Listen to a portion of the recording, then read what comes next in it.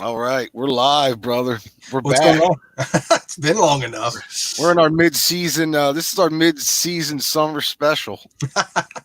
We got Lonnie Anderson will be up next. Yeah, a little And, Bo Derek. That's it. $6 million man. Oh shit, a little Farrah Fawcett from back in the day. Hell yeah. I'd like to have that poster, man. The original one. Yeah, just to have one. I'm sure Amazon probably has 100 of them up there. Probably. All right. Well, hopefully somebody will be watching us here at some point. Yeah, I'm gonna. We didn't let anybody know we were going live tonight. This was kind of like a last minute thing. So yeah, we're cool like that.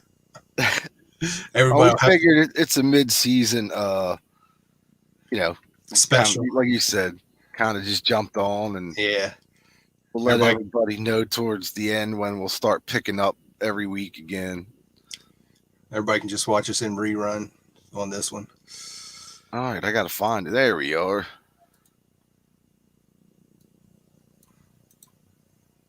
So I'm gonna put the link out now, and we'll see who shows up. Right on. Cool. So basically, we didn't have any plan for this other than it's been a while since we've been on. Man, it's been like a month probably. It's been, man, it's been longer than that. Really? I think so. It's like everything got wonky. I know you weren't feeling well, and I wasn't feeling well for a while. So it's like, yeah, but were you even in the pandemic yet? I guess we were. Yeah. Oh, yeah. We were way into it. Yeah. It's been 5. We weren't. None of that. None of the riot shit happened yet, though. I don't think. Nah. All that shit's brand new. So basically, tonight we're going to, since it's been so long, just kind of show some new stuff we picked up. Bullshit about this or that. If you're watching, feel free to comment, and hopefully we won't ignore you. Yeah, man. So anyway, how you been? I know I had a bout with depression again. That I don't know if anybody saw the last. I guess it was the last episode we did where I had to bounce out a little early. Yeah, you had everybody worried, man. Yeah, I just wasn't feeling it, and that whole week was, from what I remember, was pretty bad. But ever since then, I've been good. Actually better than normals. I don't know why, but the shop's open again, right? Yeah, I think that has a lot to do with it. Yeah, so getting out, and that's cool, man. I'm glad you're feeling better. Yeah, and I know you've been dealing with some stuff, so yeah, typical. They get everything. Go to the doctor, adjust this, adjust that. Everything's been all right since then. So yeah, it's good. So that's where we've been living the old life. We've been getting old, but it's all right, cool. Man. So I'm glad both of us are feeling pretty good right now. So yeah, no doubt. Hopefully it'll keep going. Yeah, no shit. So I don't know, man. You want to jump in? Yeah, man. Go for it. All right. First, I just got this one, and you and I were talking about it, and I know you were talking about grabbing it too. But I got that reissue of Killing the Dragon from Dio. Oh, nice. And this is the lenticular cover. I got it off Amazon, and the lenticular cover is like $4 cheaper than the regular cover. And I'm like, that is kind of weird. And to be honest, I didn't care about having the lenticular, but I grabbed it because it was cheaper. But what's cool is I learned something. Big shout out to Laz, old school BC guy, making videos again. Yeah. He showed this too, and I had no idea. He's like, man, the lenticular thing is just on there with like that gummy paste. You know, that stuff, like he even said, it's like when you pull it off, it's kind of like a booger. Yeah. You know what I mean? Yeah. So I'm like, no shit. So I took mine and I'm like, pulled it right off. Nice. So now I got the regular cover and, the lenticular part. And it even comes with an insert of just the cover. Oh, shit. Yeah, nice. So it's pretty crazy. But I mean, it's funny, like we were talking about Killing the Dragon, but I went ahead and picked this one up first. That's cool. That's a killer album too, man. Yeah. And I totally forgot to order Killing the Dragon this week. I was going to do it and it just slipped my mind to order it. So now I got to remember next week. Dude, we were talking about it and you mentioned ordering it. And I thought, man, I better get on here and order one before they're out. George's going to be ordering one soon. Let me see. Mine is, I think they're black, right? Yeah, that's what mine is. Yeah, black. Yeah. But let me see. We'll do a little live. Let me go to this one. This one's always better for us together here. Yeah, that's cool. Mine's lenticular as well. Right. It doesn't show up too good on camera. But if you pull it off, all you have to do is kind of, start it, get your finger in there and go real slow, and it just comes right off. How many dots is there? Like just a couple, or is the whole thing caked? There's one in each corner and then 3 across the middle. And they're smaller than a dime. They're real small, so they come right off. Let's give it a shot. All right, that's one. Not that the covers aren't bad, but it was like, man, I just kind of want the regular, Yeah. What's up, Vance? What's going on, brother? Oh, he's out. He said he'll have to watch later. All right, man. Vance, yo, where you mean you're out? I hope you got a mask on and not your underwear ones. Roaming around Chicago, getting everybody sick. Yeah. All right, man. We're good, I think. Oh shit. I just laid it all back down. Yeah, you got to keep it up. That's what she says. Actually, I hear that more nowadays than I used to. Keep it up, George. There we go. Yeah, it came off pretty clean. Yeah, I didn't have any little bubble, but that's all right. But like Laz was saying, he's like, I want to take it off just because I don't know what that shit's going to do to the cover over time, that pasty glue shit or whatever. Yeah, no, that's cool. Came off pretty good. Yeah, that's a killer album. I know, it was one of those things. Like I've heard "Killing the Dragon" so much. Like I love that record, but I was like, when I ordered, I'm like, I'm gonna get both of them anyway, so I'm gonna get this one first because I don't think I paid that much attention to this record. I know this was, I think this the first one that Craig Goldie came back on. Dude, I'll be honest with you, I can't remember. I think Doug Aldridge is on one of these, right? Doug's on that one. Yeah, he's on Killing the Dragon. And that's why I like that record, because I thought he brought more of an old school Dio sound guitar wise on that record. Yeah, he's like, we were talking about that. He's got more life to him guitar wise. Goldie's awesome, but he's like a slow kind of trudging guitar player. And I liked not Sacred Heart. What was the one? Dream Evil? That's the first one with Craig Goldie, right? Yeah, I think so. I remember really liking that record, not even knowing, like I didn't pay attention. I mean, probably till I was on side 2 that Vivian Campbell wasn't there anymore. Yeah, and but you can tell when he's. Go ahead. I could tell, like during the solos, I'm like, man, this guy doesn't. I wasn't paying attention. I didn't read the liner notes, and then I was like, who the fuck is Craig Goldie? Yeah, who is this guy? It's definitely, you can hear it on that album. Right off the bat, it's a slower kind of groove guy. Now, is it more of a Sabbathy thing on this record, or on that one? Dude, I can't remember on that one. Because I remember reading, I can't remember, but I remember reading a recent review of this in February. Yeah. It's when it was supposed to come out. And they said like Dio's heaviest album. It seems like that one is a bit slower. Like I said, it's Goldie. You know what I mean? Yeah, I dig him though.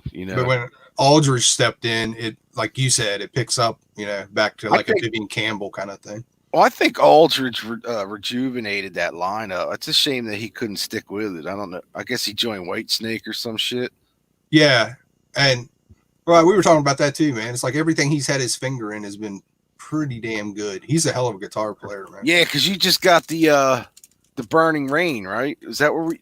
Yeah, we were talking about them too. That first album, I think it is. First or second one is awesome. Yeah. And then I said, man, this is like deja vu. Didn't I say there's a new Burning Rain or a Burning Rain that's coming out pretty recently? Okay. Yeah. I haven't heard that one. But he's one of those dudes that's around there, man. He's had he was in some kind of super group for a while too, right? I can't remember the name of it. He's in that band that John Corabi was in. Now I think we talked about this too. Now Glenn Hughes is in it too, right? And we said, Glenn Hughes is a fucking whore now, right? Yeah. And I don't mind that because I love Glenn Hughes' vocals, but unfortunately, I did hear a new song it was Dead Daisies is the name of the band. Okay, gotcha. And they I did not like the new song. He just doesn't fit. I mean, that band's got to have a raspier John Corabi types vocals Right. going on, I think. Right on. I don't know. So what else you get? The latest thing well, over the last few weeks anyway, I picked up the Donnas That's awesome. reissue on Run Out Groove. Right on. 2 LP set, numbered. I don't know if you'll see it, but Yeah, a little hard to see. yeah, That's cool. numbered, and the whole second disc is all pretty much live shit, I think. Really, that's cool. I didn't listen to it yet because I wanted to hear the remastered record, so I've been listening to the album, but I haven't listened to any of the bonus stuff. Yeah, but I That's know cool. like the originals of this go for stupid money. I actually sold mine like a year ago for, I don't know, $3, something like that. No shit. I couldn't believe it, dude. I was like, I saw it on eBay, and or not eBay, on Discogs, and I was like, fuck, get the hell out of here. I saw one sold for like $278, and it wasn't even near mint. It was like near mint and VG, and mine was like, I still had the shrink wrap on it, I think. Right. So I put it up for like $3, and the guy jumped on it while I put up at night, went to sleep, and somebody had bought it by the time I had got up. They didn't even offer like, because I put like make an offer on everything, and he didn't even make an offer. He just bought it. That's insane. Some records are like that. I don't know why that one is so. Because I can't remember. Was that their first album on Atlantic? Yeah, it must have been. Yeah, I think so. Yeah. Wow. And I guess it came out, 2002. And I was working it. Was I working it still? I guess I was still at Borders then, but I don't remember getting it on vinyl there. I couldn't tell you where I got it on vinyl from. I'm pretty sure I have a OG of that. I'll have to look. I think I'm missing one. What's the one? Gold. It's Gold got Medal. Yeah, I don't think I have that one. I think that's the only one I'm missing. I didn't like that record. Yeah, that last one they did was awesome though. Did you get a copy of that? I got it on CD, and that was another one that sold for mad money on vinyl. I had the purple vinyl of it, but I needed the money, so I had to fucking sell it. So what's it going for? I think over 100. I could be wrong. Upper 70s to 100 maybe. Holy shit, dude! I probably had 8 copies of that because Amazon was blowing them out at like $7 or $8 a piece. Which one? It's Bitchin', right? Is that the name Bitchin'? Yeah, dude, really? Yeah. Damn.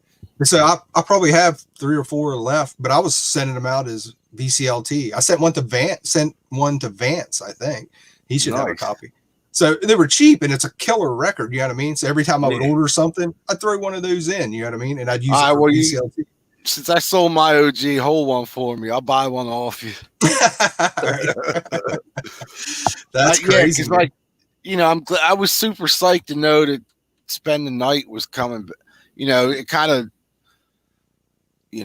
loosened the blow of selling the original one, getting a remastered with bonus shit on it. So I love that band, man.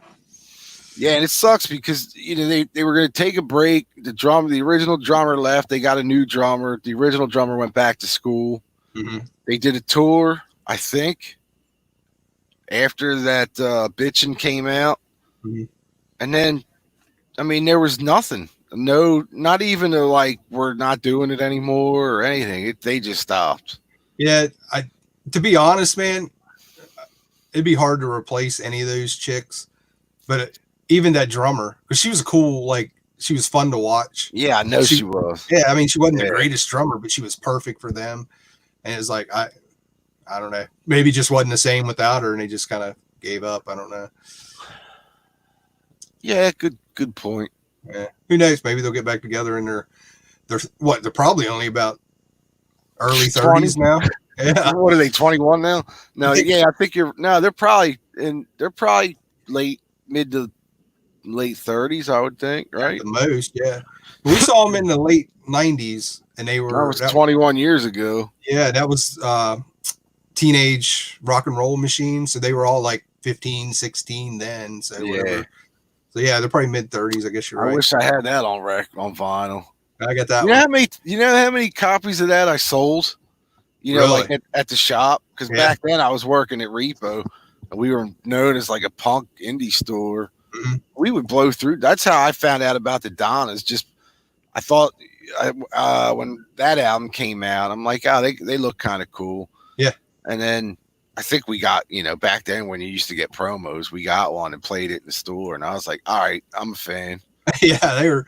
Yeah, Dude, I like these girls. we went to see the Groovy Ghoulies. I mean, I'm sure you've heard of them. Oh yeah, I got a few things. Yeah. Yeah, and they were touring, and we walk in. It's like, well, who's opening up?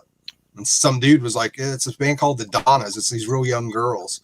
And we're like, oh, great. It's some young girl punk thing, whatever. It's cool. Yeah. And they come out and just fucking ripped it up, man. It was like, that's what I thought. When I first saw that album, I said, this looks interesting, but I remember thinking, like, this is going to suck. I know it, because a lot of these indie fucking shit bands, girls just, just screaming, playing nothing on their instruments, and they, Sub Pop signs them. So that's exactly what I thought the Donnas were going to be. And when the first song, on that record, I was like, oh, whoa. Like as soon as the first chord hit, I'm like, yo, hold up a minute. Yeah, rock and roll. Man, what's cool about them is, like, you could watch them progress.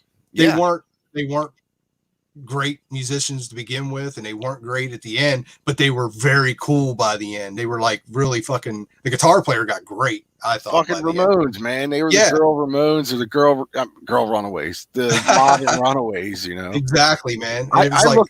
It was honest, Yeah, I look more as the Donnas as more of a female Ramones than I do modern Runaways, if that makes sense.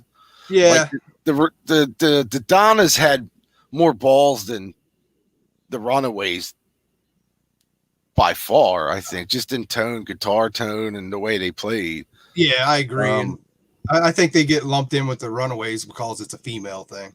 Yeah. Which, don't get me wrong, I think there's a pinch of Runaways in there, but I think there's more Ramones and more Kiss. Yeah, more Kiss, AC/DC. Yeah. Yeah, definitely Cheap Trick for sure. Yeah. They weren't punk rock. They were kind of rock punk. Yeah. You know what I mean? Yeah. They leaned more towards, especially towards the end, they were much more rock than punk. Yeah, they just had that one hiccup with Gold Medal, I thought. Yeah, that one was, And that was, you could tell that was like the label saying, all right, we let you do what you guys normally do on your first album. It sold mediocre. Let's get some songwriters in here and try to sell millions of fucking records. And I remember Brett Anderson saying, like, dude, this is not going to work for us. And it didn't. Isn't that the last major label release? Yeah, that was it. So, yeah. And if you remember, I think the first batch of CDs was like a limited run. Really? Yeah, wasn't it like oversized? I forget, but of course they were all defective. Oh, I did not know that. So they got fucking screwed two ways. They had to label up their ass to bring in outside songwriters to record a shitty pop album, I thought. And your first batch goes out and it won't play in certain players. Wow. So, I mean, they were doomed from the beginning with that record. They kind of got ravened. You know what I mean? Yeah. Yeah. Yeah, it sucks because, and you could tell, I mean, they came back with bitching and just said, like, fuck it, we're doing this our way. And unfortunately, it didn't. And that's a shame. But then again, I think they did that on their own, right? On their own label, the whole nine.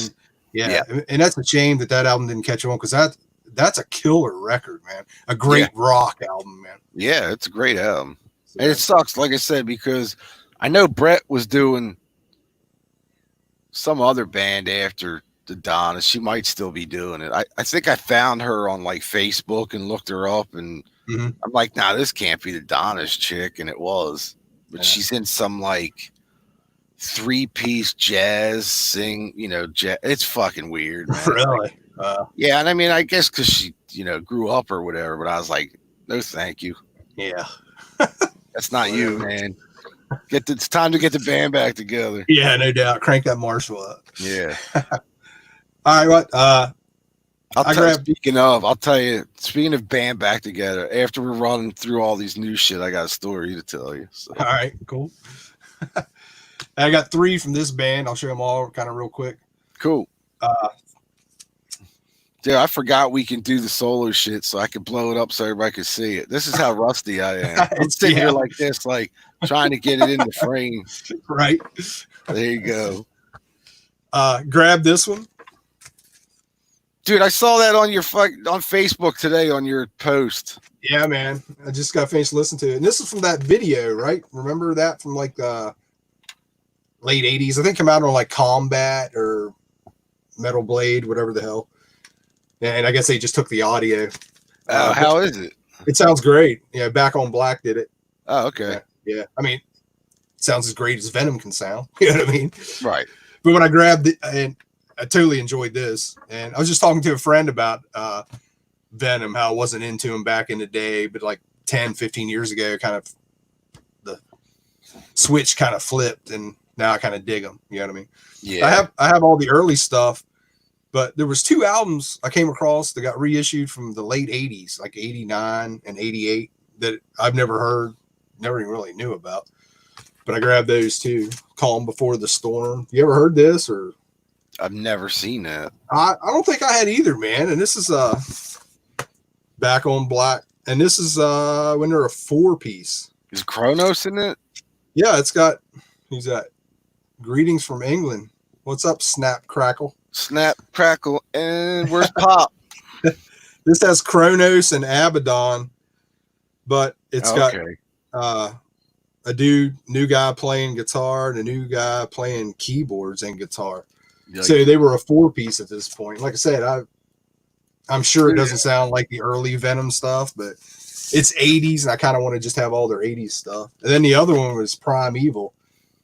Yeah, one of these, I can't remember which. I think this one's 89, and the other one's like 88. Wow, I don't think I heard that one either. I mean, I'm not a big Venom fan anyway, so. Now this one is with the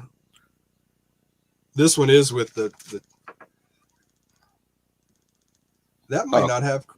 That doesn't have Kronos on. Yeah, that's what I was getting ready to say.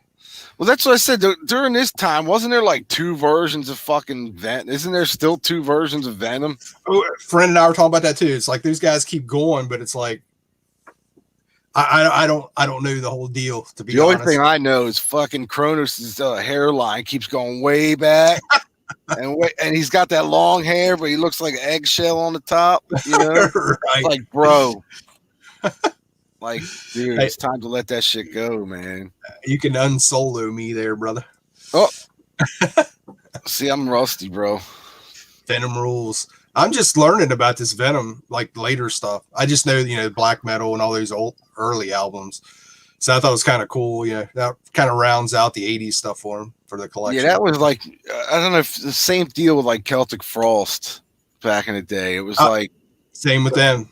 Early shit was kind of heavy and weird and kind of cool, and then they got like, I don't know, wasn't there like a glam album on it, or they looked glammy on it? And yeah, that Cold Lake or whatever. Yeah, was that more of like a straightforward rock album or some shit like that? I don't know. I never bought it. So. Kind of. They had a glammy look, but it was kind of still a metal album. But at the time, it was like Venom trying to play Poison or whatever. And that's an extreme. Right. But I remember everybody hated it at the time. But now it's kind of like an album. The precursor to like Typo Negative or something.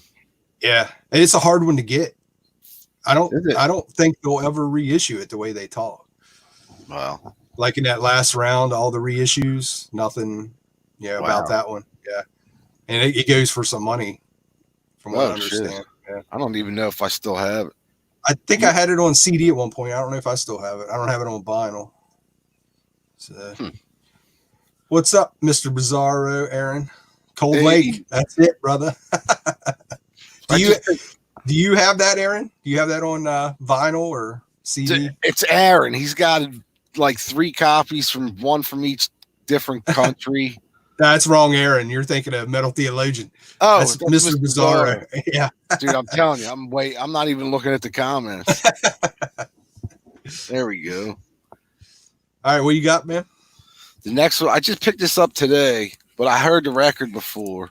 It's a band called the Goners. Oh, I never heard of them. It's brand new. It's on that Riding Easy Records. Okay. Kind of like a 70s vibe, or Yeah, kind of like the. it's a cool cover, man. Yeah, kind of like that 70s well, it has a little touch of Misfits, but yeah, 70s. Kind of a punk thing. Yeah, a little bit.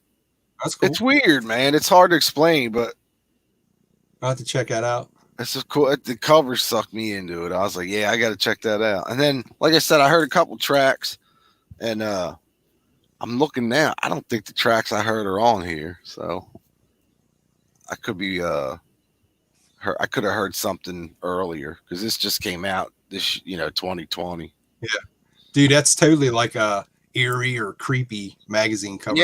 Yeah, That's cool. Yeah, it's that Riding Easy. I try to find it. Are they from? Do you know? Are they from here? Yeah, they're U.S. I think. Are they okay? Pretty sure, yeah. Yeah, because I couldn't.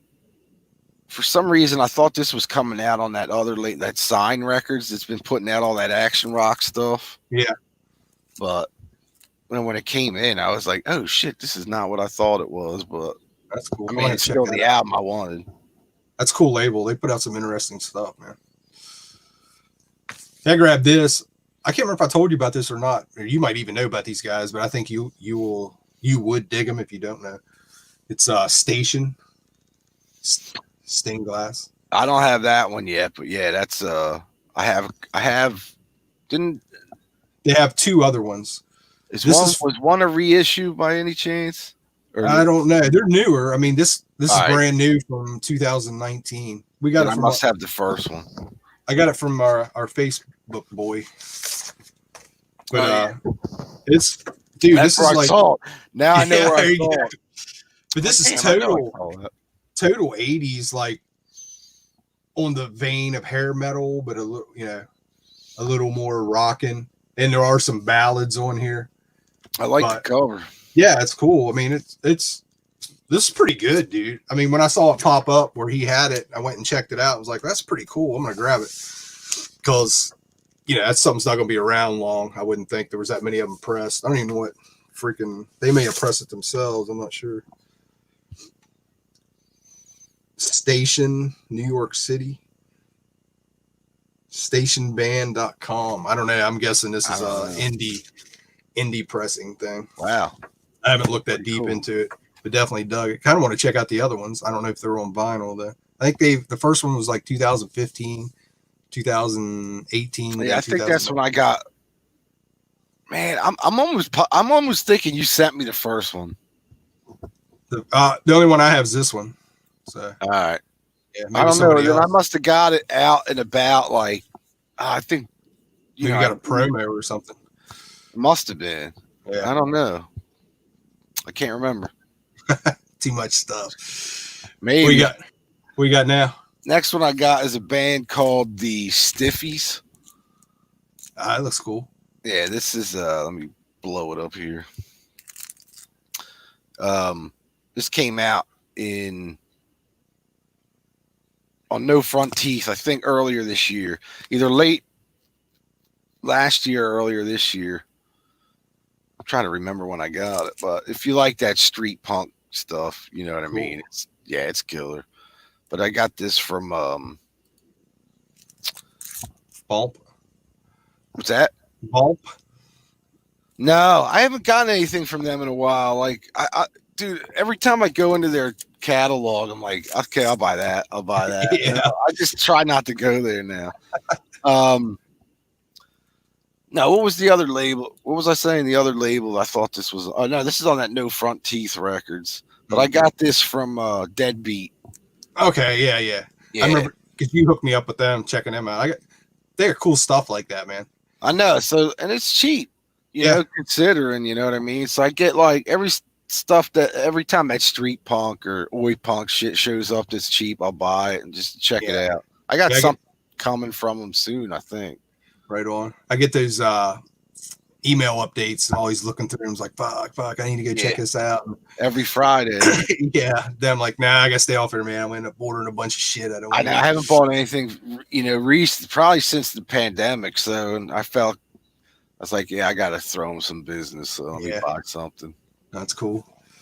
This isn't new, and actually, it's just in here because I listened to it. Hadn't heard it for a while.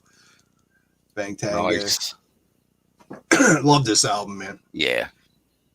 So hopefully everybody knows these guys. Aren't they? Dude. weren't they back together before the pandemic? The singer is trying his damnedest to get something going on. Have you seen the documentary about it? About him? And yeah, it's out somewhere. It's about, the band and him. Dude, it's like Anvil. He's determined. You know what I mean? To the point of chill out, dude. Just stop. Who, Joe is? Yeah. Is that his name, the singer? Joe Lestay. Dude, I thought he had something cool with that Beautiful Creatures record. And then the key guys left. The one key guy left after the first album, and that was DJ Ashba. But he went on to go to Guns N' Roses, so I guess I can't feel too bad for him. But no, that's an interesting documentary.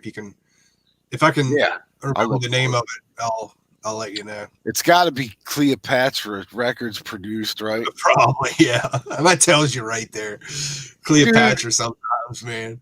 God damn it. They piss me off, man. Freaking dogs. Yeah. Mine are actually being quiet. I can't believe it.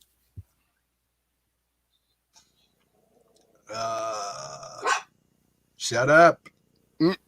But yeah, Cleopatra's like, I actually got a couple things from them. It's kind of cool. And some of the stuff is like, can you get any fucking chintzier? I know, man.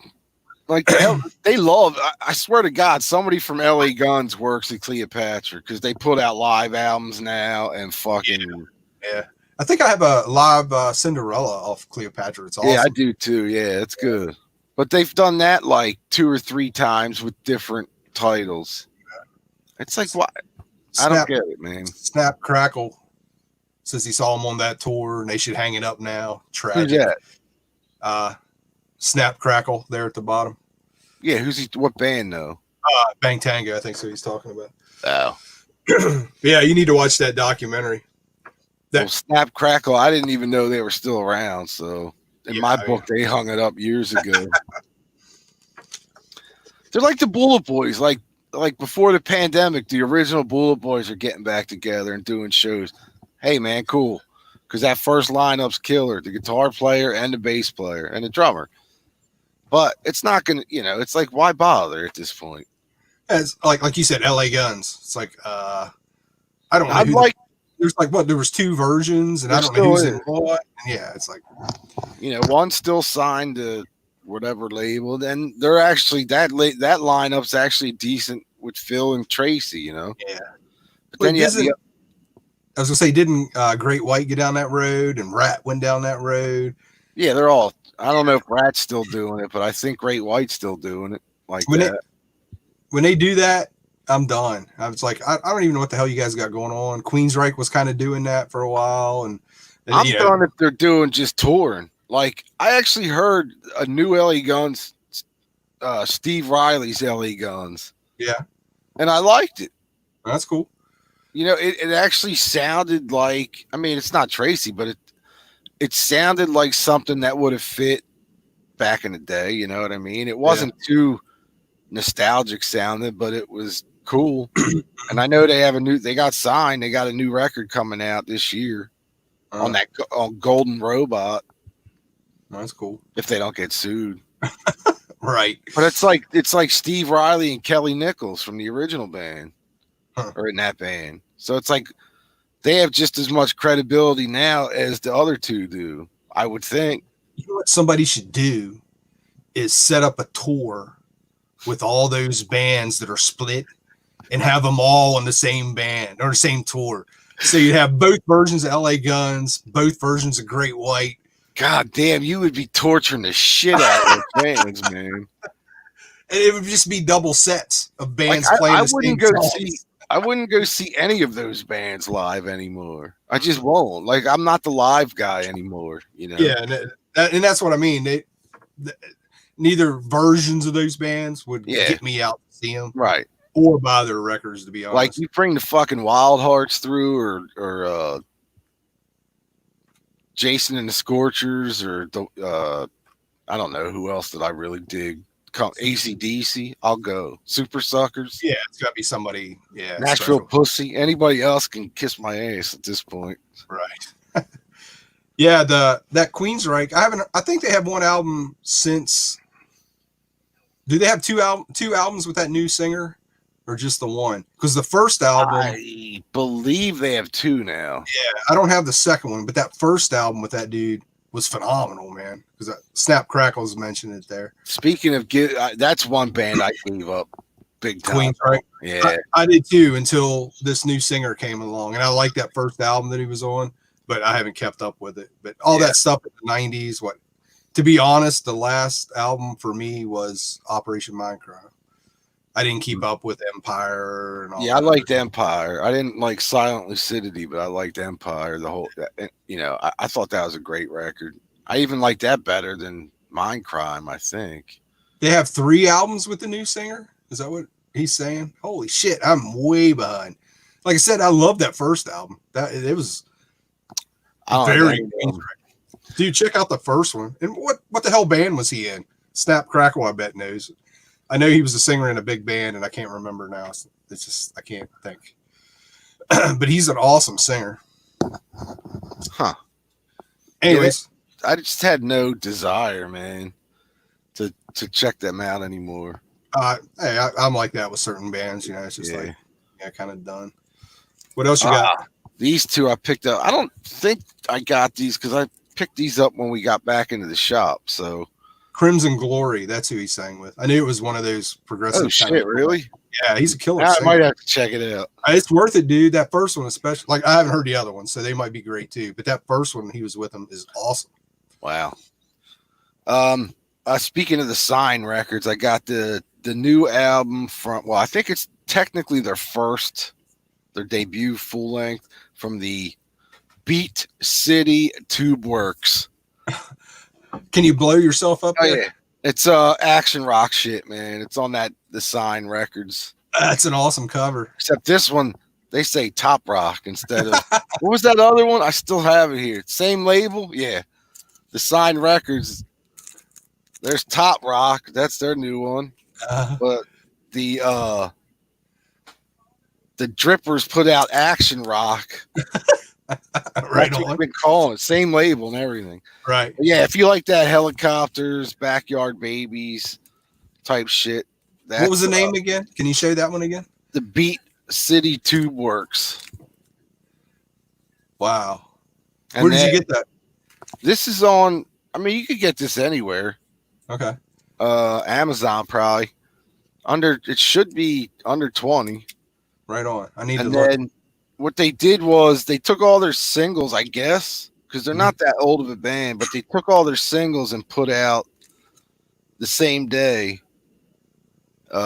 One called I Just Cannot Believe It's the Incredible Beat City Tube Works. Right on. And I think the reason why they're only like under 20 is because they put both out here at the same day. Wow, I'll have to look. But this one has like 50, no, it can't have that many. 13 songs on it. So they're in that Helicopters. Are they kind of late Helicopters or that garagey, punky, early Helicopters? Kind of a mix of the two. Okay. They have a little. Actually, this must be their first album. Oh yeah, it is. I'm sorry. This is I thought it was like a collection of singles and stuff. This is actually their very first album from 2015. Right on. So then, this is their their latest album, which came out in 2019. But I think because of the there was some I don't know if there was a pressing issue, but it took forever for me to get these in, and of course they came in on while we were locked down. So right. Wow. But yeah, they're killer, man. And the Sign Records, Mhm. This label, I love this label, man. They do all kinds of shit in this vein. I think this is probably like the 10th album I picked up from this label in the past, I don't know, 6 months. Cool.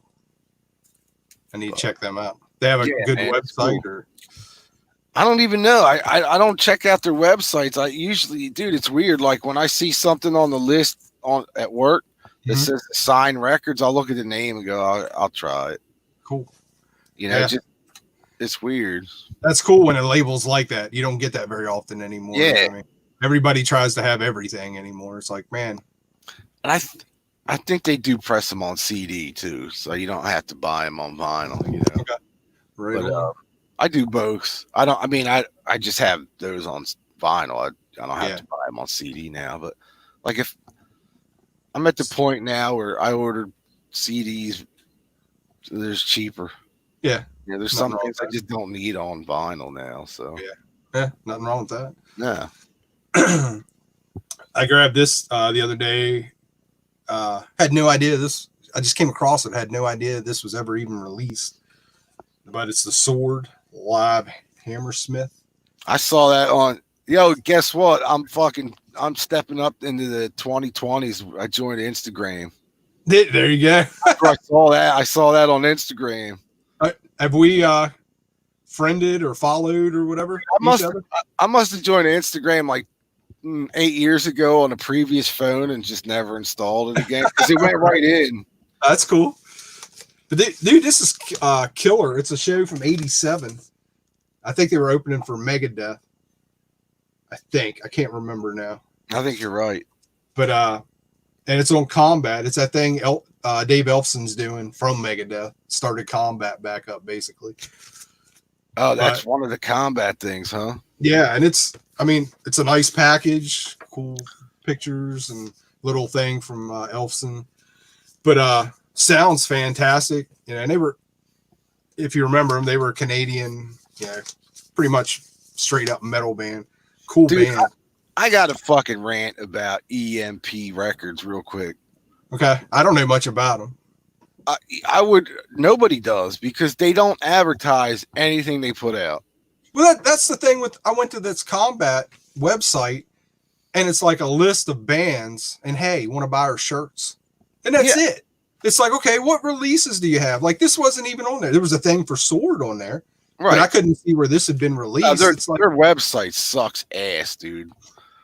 Dude, he would. It's so frustrating because they have some incredible stuff on that. Like they did the Dangerous Toys reissue for Pissed. yeah. They were supposed to do artists formerly known as, but that never happened. Now is EMP, is that Elfson? Is he part of that? Okay. He's the E in that. Gotcha. I did not know that. But Yeah. I mean, I know he started the Combat thing going. Right. And immediately when I put the heavier stuff, no, the thing with the Combat, his original idea is A, to reissue stuff, and B, release stuff that's never been released from those combat bands. Awesome. Do it. Yeah. This is fantastic. But let us know, have something on the website. Because I immediately, as soon as I got this home and was spinning it, I was like, what else have they done? What else have they pissed me off, man. They like, if I was a casual fan of like Dangerous Toys, like not like I love that band. Like if I didn't know Jason on Facebook, I would have never known Pissed was coming out. That's awful, man. I mean, and Combat had awesome shit. And if there's stuff still in the vault, it's like, get it out there and let the metal guys know about it because they will scarf it up, man. Like that Sword thing, they weren't one of the bands that I really dug, but I would give it a shot. Fuck it. You know what I mean? Yeah, I'm curious to like see what I missed already for the Combat stuff. Right. And don't get me wrong, it's not like I'm a huge Sword fan. I actually was in a band in college and we covered one of their songs. But at the same time, it's like, you don't see shit like this. You know what I mean? Today. And it was like, that's awesome to find an old concert from a obscure metal band. Hell yeah, I'll pick it up. I'll take that.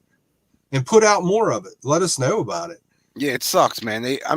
Although on there, to give them a little props, where do you advertise nowadays?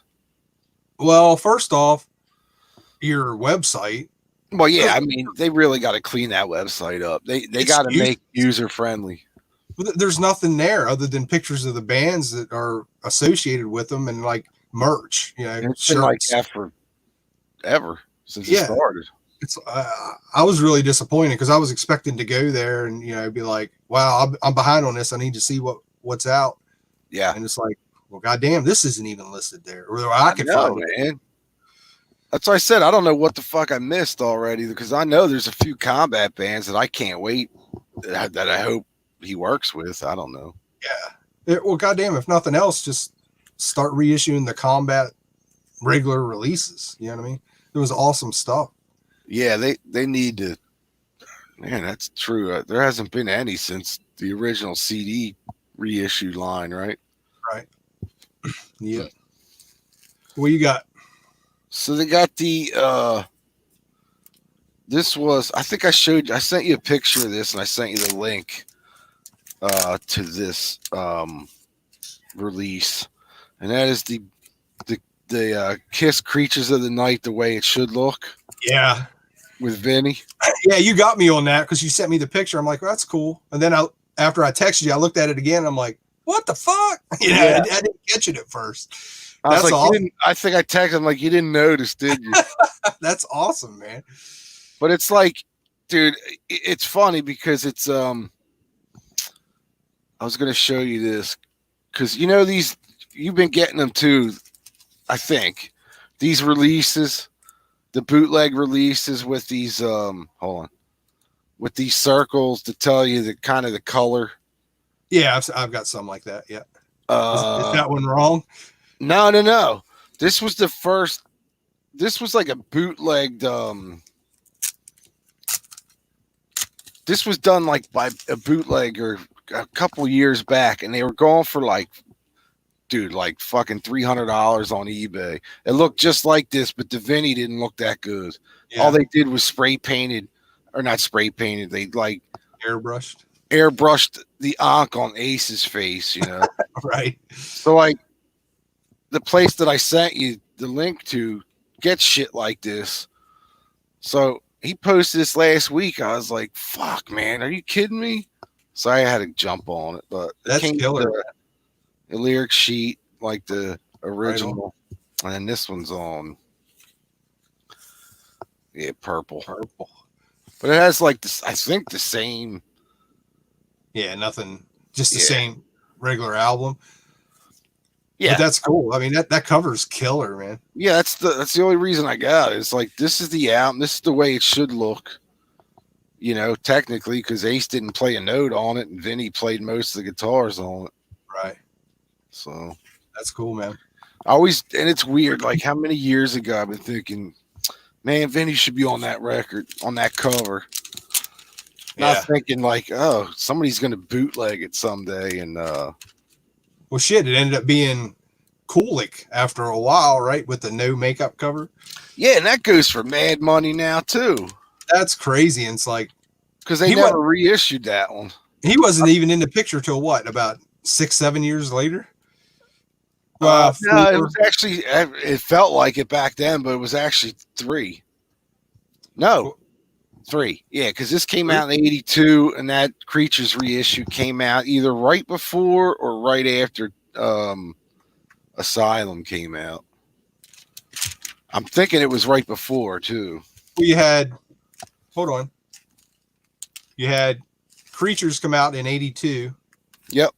Then Lick It Up, and then you had Animalize. Yeah, and I think for some reason they reissued Creatures. It had to be after Asylum. They reissued Creatures with Kulik, a non-makeup with Kulik on the cover. So it had to have been 85, 86. I think it was 85. I think that pressing is known as the 85 pressing. Wow. I could be wrong, but I can tell you right now. Hold on one sec. I keep forgetting that I'm also on the computer that has the internet. They have something on there called Google. Somebody was telling me about. Oh, that's how you say it? I was calling it Goggle. Let's see. Yeah, 1985. Wow. God, it seems like he come into the picture way after that. I know, and it seemed like that reissue was like years after, and it was only 3. How fucking Crazy. that's the way back then. It's like that 3 years felt like 8 years. Right. Now, But if you think about it, they were doing an album a year. yeah, That's why I was kind of thinking, okay, look it up, Animalize. Yeah, 3 years. So that's nuts. man, Yeah, bands don't do that shit anymore. because what you had Unmask in 80, The Elder in 81, Yep. and then Creatures 82. Creatures, look it up. Animalize, Asylum, Crazy Goddamn. Nights. You're lucky if you get an album every 3-4 years out of a band now. Yeah, and Kiss, I don't think we'll ever see a new record from them. Actually, that's cool. I'm good with that. Yeah, I like Sonic Boom. I thought Yeah. that was a good comeback. But Monster was, What is what it is. yeah, I mean, there was some decent stuff. I actually dig the production on Monster better than Yeah. Sonic Boom, but I like the songs better on Sonic Boom. All right. Well, I bit the bullet and grabbed this. Ordered a couple other things. I'm like, man, I've had this in my cart forever. It's expensive, but I'm going to go ahead and do it because I need it. And that's the Twisted Sister Live. Did you grab this? No, what? Oh, that's the thing on Atlantic? Yeah. Or is it a bootleg that's made to look like an Atlantic? Yeah, I think it's real Atlantic. Okay, yeah, I think you're right. So Now, what is that? One of those like Rhino handmade things, or can I order? Can you get that? I got it at Amazon. Yeah. Okay. Yeah, it's Rhino.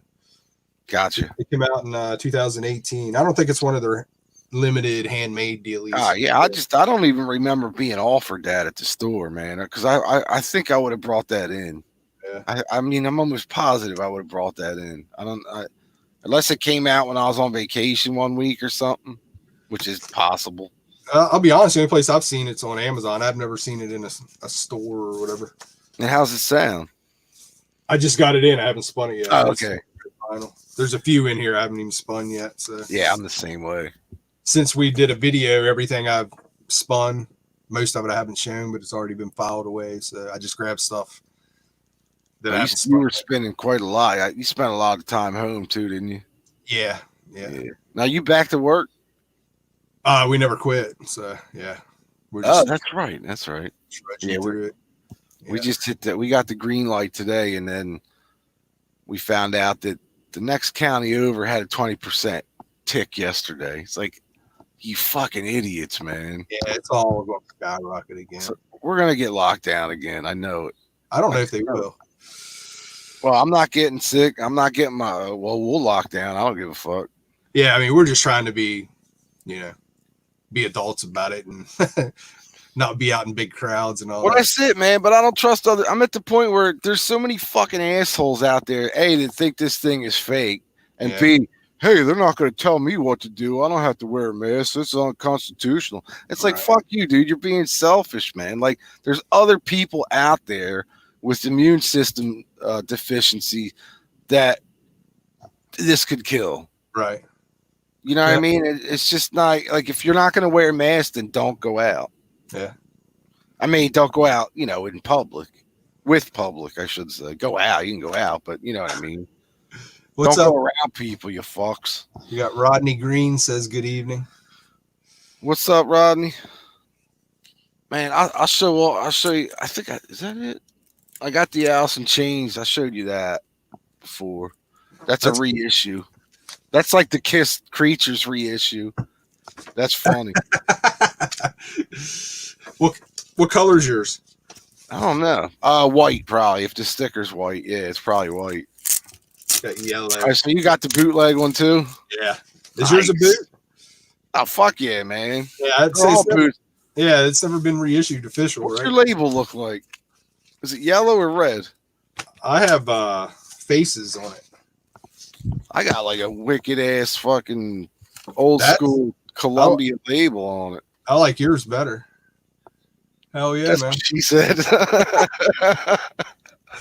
I'm just pitching them out to you tonight. You are, man. It's good though. It's a good feeling. It's like we're like spring training right now. That's it. Yeah, I've wanted this forever on vinyl, so I just went and grabbed the boot. It sounds great. I have no problem with it. I know, man. I'm tired of them. I'm tired of waiting for them to fucking do a proper reissue on vinyl of this thing. Yeah, and I'll Unless, be honest, whenever they do and they want to charge 30 or $35 for it, they can keep it and shove it up their ass. I'll just stick with my boot. yeah. You know what I mean? Honestly. And that's Well, what they do. When it eventually comes out, it'll be 30, $40 or something. didn't it come out as like a deluxe CD? I think I have with all the demos and shit on it. So I don't Maybe. Even. I'm not sure. I still have my original CD pressing when it first came out. That's the only one I have, I think.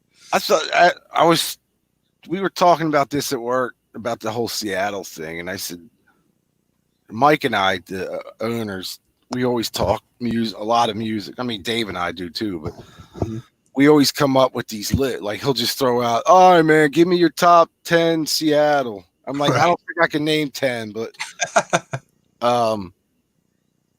he threw out like that was one of them. We were talking about all the Seattle things. I'm like, man, like that fucking Alice in Chains record is probably my favorite one.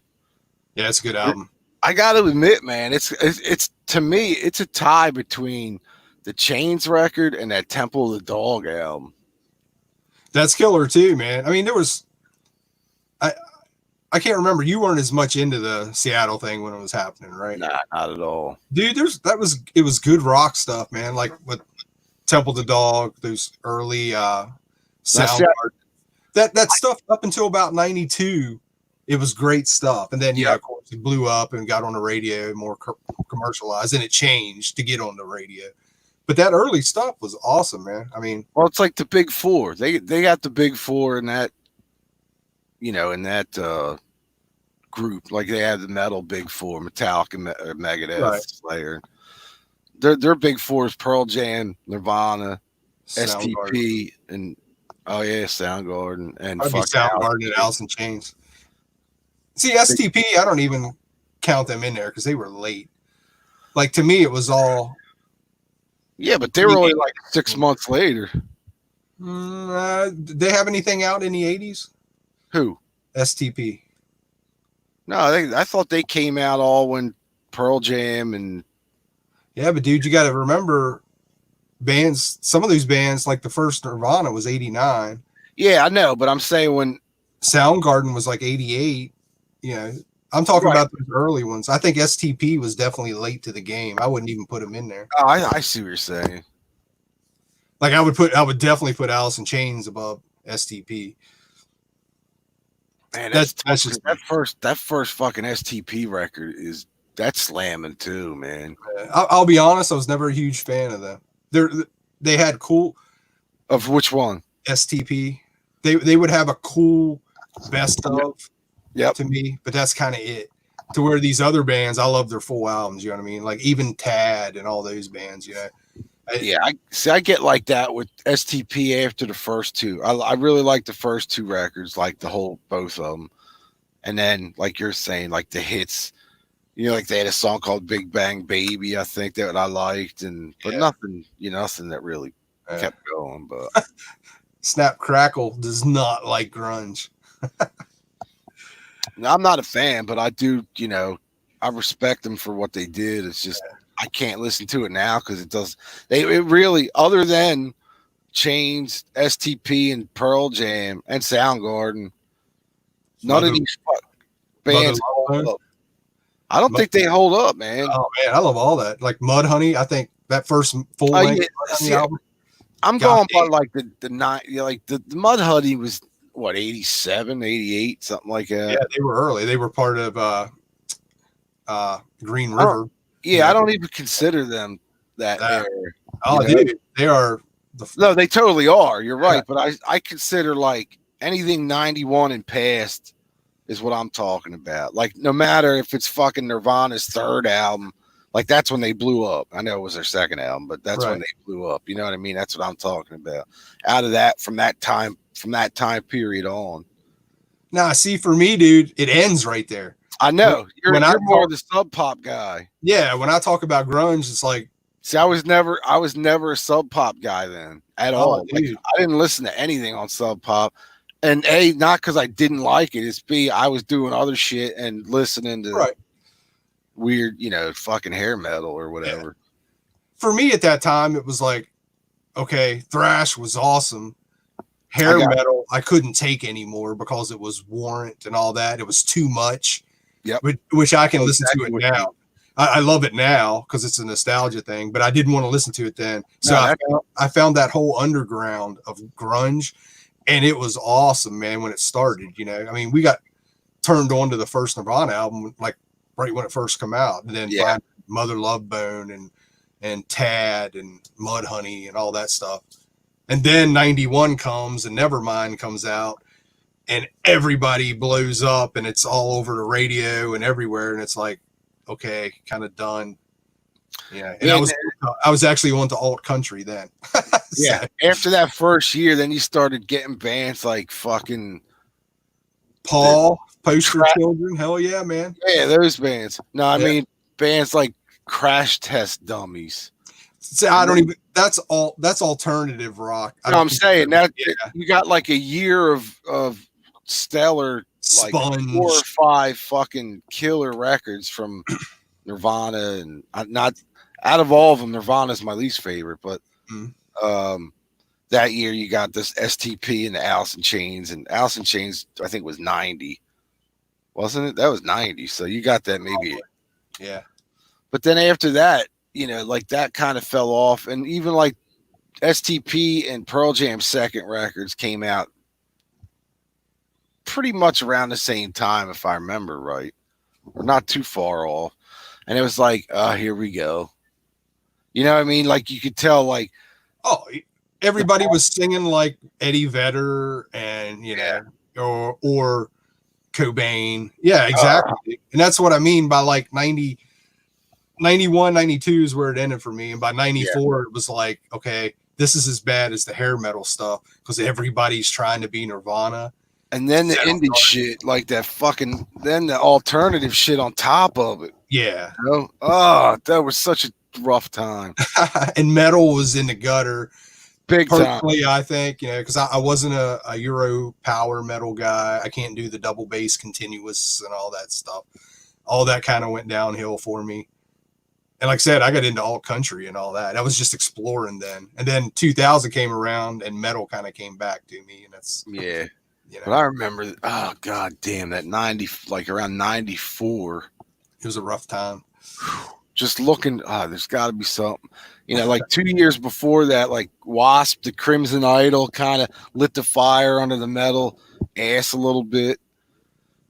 Even for the time, I remember reading like, why is this album not huge here? Everywhere I read, it's fucking number 1 this, number 1 that, like in Kerrang, and right. It was just like the U.S. was just in a total fucking different era than. And then it got real bad. What, late 90s when the divas, Britney Spears, and all that shit. And that it got good for us. I mean, it got good for record sales. But as far as like actual radio stuff, it's dead. It's dead. Rodney Green, no respect for Chris Cornell. Total respect for that dude. Up until Bad Motorfinger. Didn't I just say that Temple of the Dog was my favorite one out of that whole thing? That guy, dude. One song. If you haven't heard Temple of the Dog, if you don't know what the fuck I'm talking about, there was an album that the guys from Soundgarden and Pearl Jam did together before, if I'm not mistaken, before Pearl Jam's debut came out. Yeah, that was when that was like pretty much the introduction of Eddie Vedder to everybody. Yeah, and it was an album for Andy Wood. Yeah. So when I heard Say Hello to Heaven. Say Hello to Heaven, and I heard Cornell hit that shit at the end that he's screaming his ass off. Yeah. I was like, this fucking guy, man, he's got pipes. Who is it again? Chris Cornell from Soundgarden. And then when I heard Soundgarden, I was like, yeah, it's not what I expected, but I like him now. I just, you know. Oh, dude, what's the first, not Ultra Mega OK, but the other one, I know exactly what you mean. Loud Love. Yes. That album's awesome, man. I mean, there's some like Zeppelin in there. You know what I mean? Awesome, man. I don't think I started with that record, though. I think I started like after I found out who Chris Cornell was. I think it was like Super Unknown. I had just come out or something, or was coming out or something. Or no, not that. And the one before that was like Jesus Christ Pose. Bad Motorfinger, I think. Yeah, and I listened to that record. I'm like, yeah, it's okay, but I like Temple of Doll. He should do that more. And then I went back and listened to the earlier Soundgarden stuff. I actually like that the best. I'll say it up front. I dug, and like I said, when I say I like grunge, I like up until 91, 92. Mm-hmm. After Nevermind blew everything up, it just went to shit. But people say grunge killed metal and all that. It's like, no, it didn't, man. Hair metal killed itself. They were just eating each other alive, all sounding the same, just like grunge did as the alternative take of it. Everybody started sounding the same. Don't forget about fucking Hootie. Yeah, it's whatever, man. The 90s has some good stuff, but it was not on the radio. Mid-90s, anyways. I think one of the best Kicks albums came out in the mid-90s. Hell yeah, man. Fuck yeah, dude. Come on. If anybody knows anybody from Kicks, tell them that they need to work on getting that put out on vinyl. Fucking A, man. First day, first second, you can ship it to me, first person. I will. Yep. Me and Greeno will be knocking on Steve Whiteman's door. I'm like, we know you got him in there, bro. Oh, man. If I would rather them just reissue that shit. Like, I'm good if they don't do a new record, man. Like, I'm fine with that. Same here. Because I thought I liked the last album, but I think I wanted to like it so much, and I wanted that vintage hot wire fucking that kind of shit, and it just wasn't. It was more. I mean, there was some of that on there, but the songwriting, you could tell Donnie Purnell's not there anymore. Yeah, absolutely. And it's far from a bad album. It's not a bad album. No, it's a good record. It ain't a Kicks album. It's a Funny Money record. Yeah, pretty much. Which is cool with me. I liked all three of them. Yeah. To be honest, I don't know. I think I have one. I was never that huge on it. I like the first one a lot. I know like there's a couple tracks on there that people are like, what the fuck is this? And they're the ones that I like. There's a track on there that is just like, you wouldn't, it's different, but right. It's still a rock song, but it's like almost like a pop rock song. It's fucking cool. Well, if anybody's watching this video and you've never heard Show Business from Kicks and you ever come across it or found a way to hard to find now, even on I mean, yeah, I know it's pricey, but if you ever, or hell, if you can find a way to download it or whatever you do. I still have it on cassette too. Rodney Green saw Kicks last year. Great show. Absolutely. They put on an amazing show. We see them probably every 2 or 3 years, and every time, man, they're local for me. So yeah, growing up in the 80s, and I've never seen them put on a bad show anytime I've ever seen them. Nah, I when it comes to Kicks live, even if it's still like a bootleg show, somebody filmed it with a high-res camera and puts it on the internet, I'll watch the whole fucking thing, man. Yeah. It's just they're one of those bands that every time you see them live, they're just a fun band. That's the first thing that comes to mind. If anybody says anything about Kicks live, it's like they're fun. And Whiteman, I don't give a shit, man. Whiteman can sing his ass off still. Yeah. I don't know why after fucking AC/DC, Brian had to bow out. I still don't know why they didn't have Whiteman come on and do it. He would have been better, and Mark from Crocus would have been better than fucking Axl Rose. The only reason Axl Rose was there because he's Axl fucking Rose. Yeah, well, I think the Crocus thing would never happen because I think there's some bad blood between Starachi and somebody in AC/DC. Probably. Right. Yeah, I think so. That sucks. He'd have been perfect for me. Yeah. I'd have probably picked him over even Whiteman. You know what I mean? It all depends when. Not when he had the big fro, no way. But maybe nowadays. Remember when he had that? Yeah. What was it, Midnight Dynamite era or whatever? Or not Midnight Dynamite. Maniac. Midnight. Yeah, is it Midnight Maniac? Was that it? Yeah, Midnight Maniac.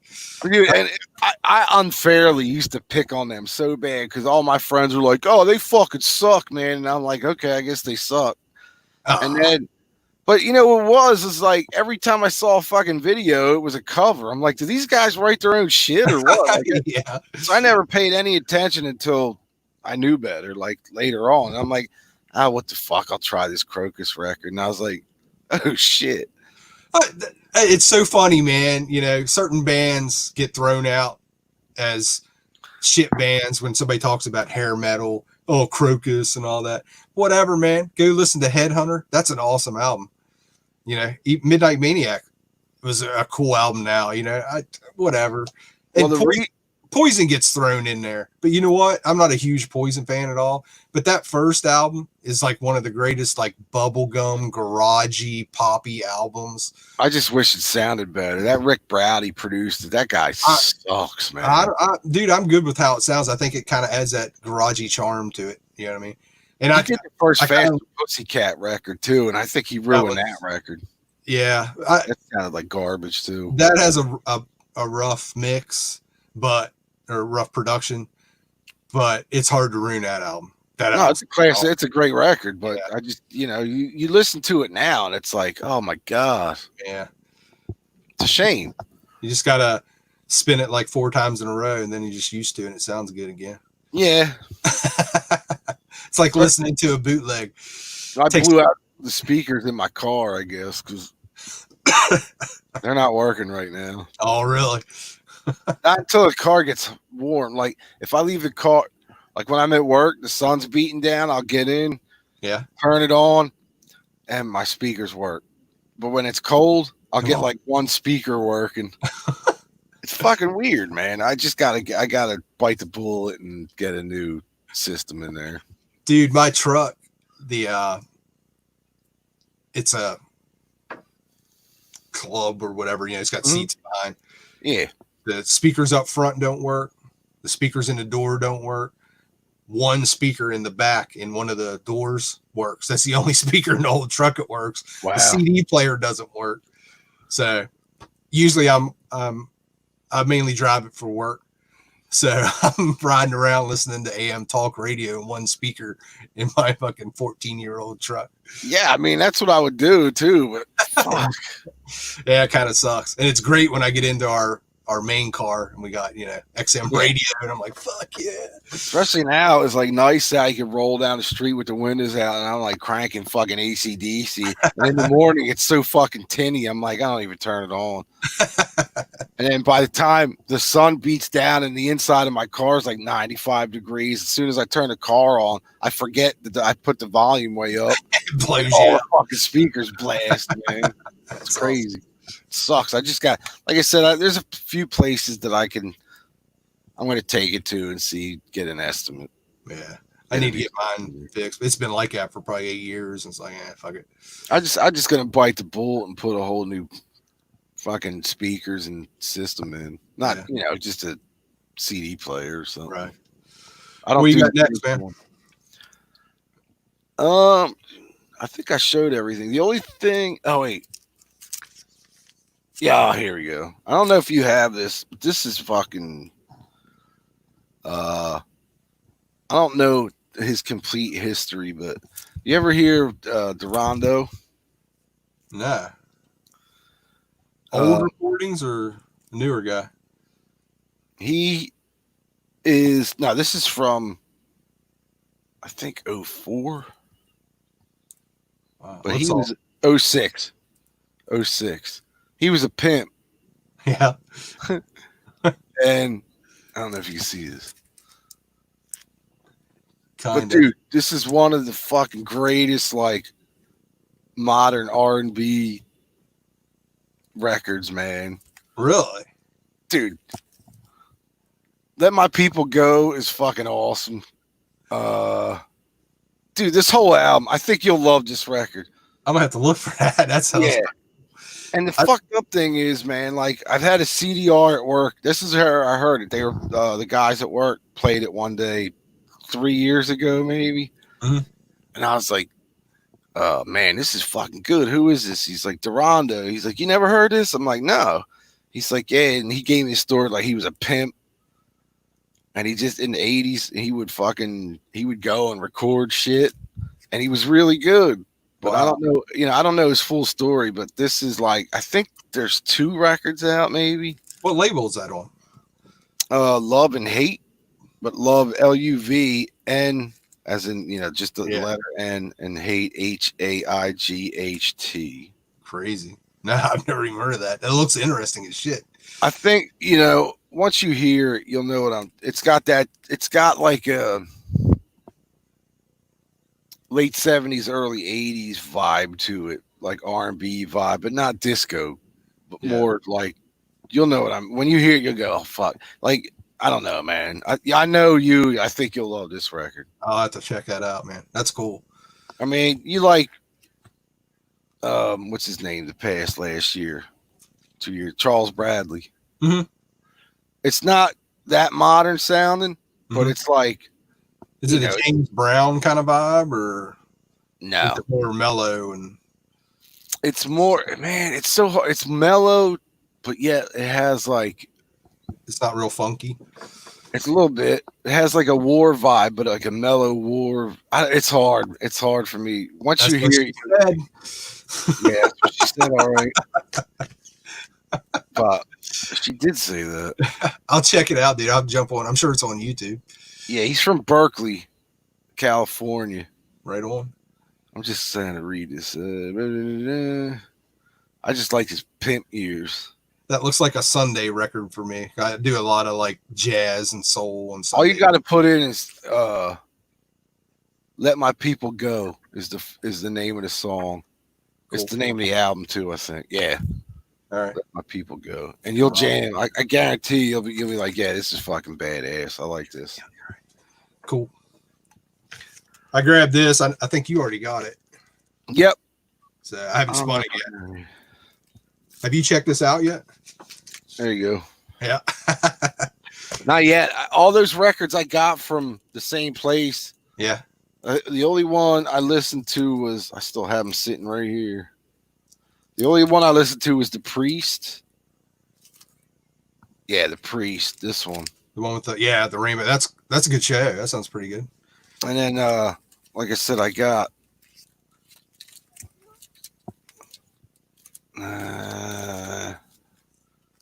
this one from them, that Stevie Ray, Albuquerque and Denver '89. I'd like to grab that. Yeah, that's an FM thing. Dictators. Yeah, I definitely got that. And the Sabbath. Right on. And that Johnny Winter one. Yeah, I showed these last time. Yeah. But now that you said, I forgot to show you. I got something. I got another batch of Japanese LPs in. Sweet. So go ahead and what do you got? I just got this one in today too. It's been a little busy here. I've been going. Yeah. You mean your mailman's been a little busy? Yeah, no doubt. Not the greatest album cover, but I'm excited to check this out. I haven't listened to it yet. Queensryche in '83, early, man. And this is them opening for Dio. Yeah, you showed me that. Or no, I saw that on your Instagram and Instagrams too. Yeah. I think I sent you a link to it. I was like, dude, this is early. I don't know if you're interested in grabbing one. I didn't. I forgot. Yeah. I forgot about it. You know why? Because I saw a. Whoop. What am I doing here?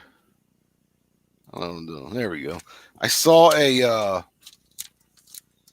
When I saw that, I saw a Van Halen one called "In the Clubs," and it's like soundboard. I have all those shows on CD, but it's soundboards from the '70s. Mm-hmm.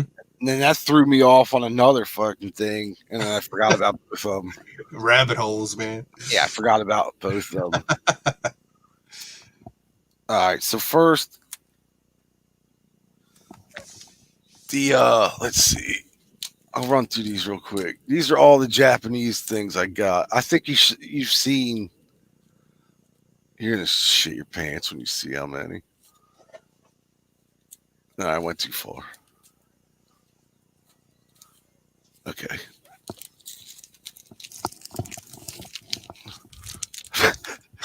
Holy shit! You got all those in? Yeah. Well, like while I was home quarantining for These are all those Japanese ones I was telling you about. Right. I remember you They're all showing. like $3 a piece, man. Oh fuck!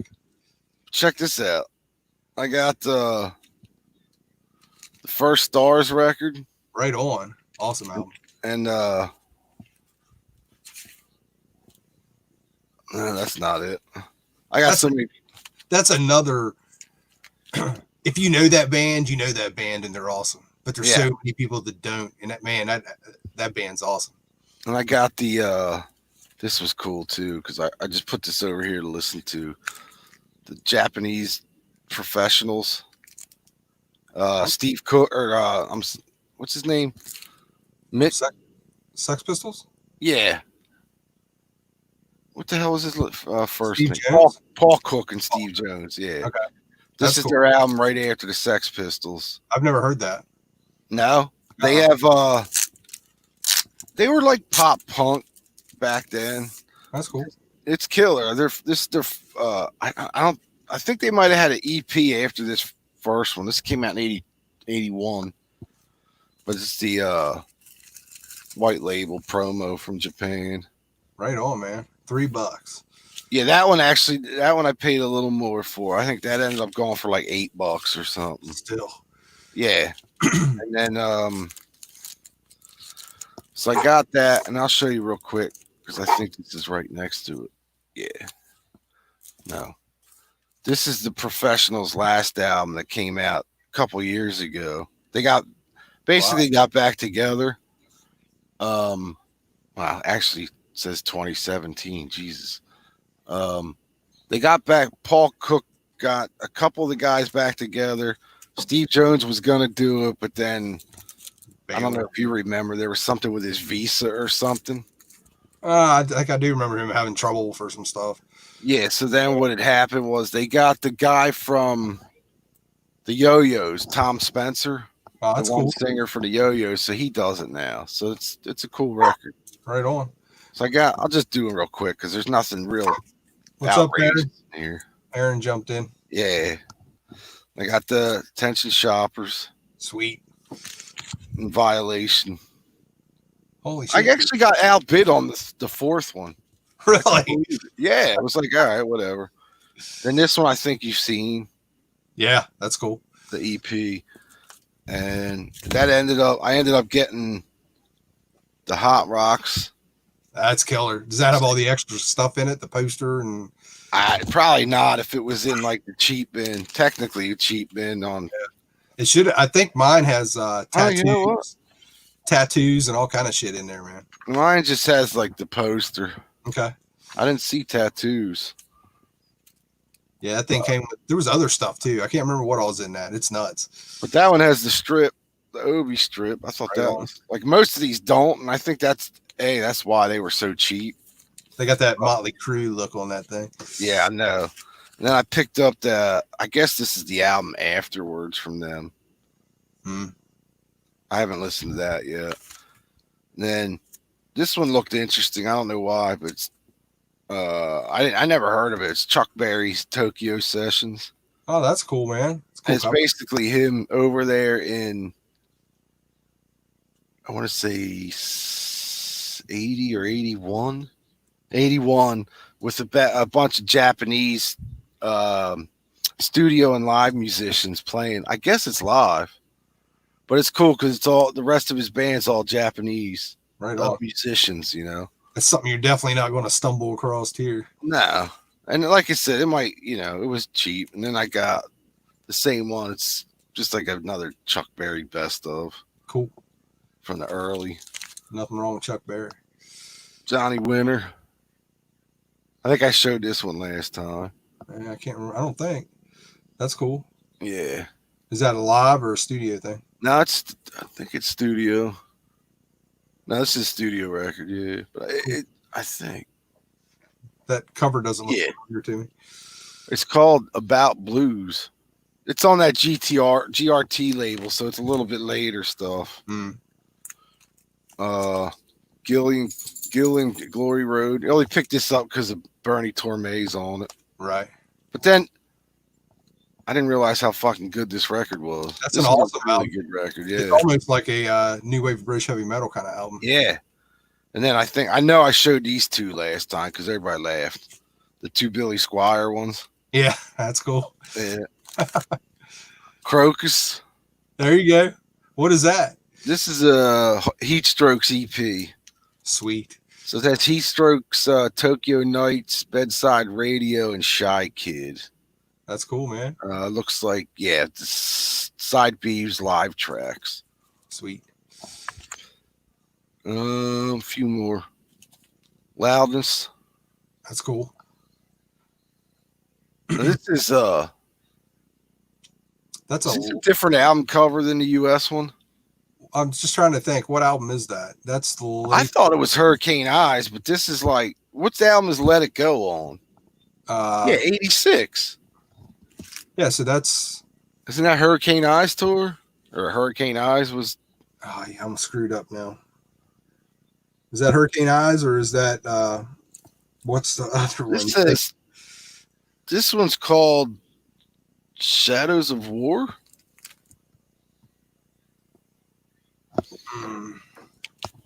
Dude, I can't think straight. I know exactly what it is, but I can't fucking think. I mean, it's like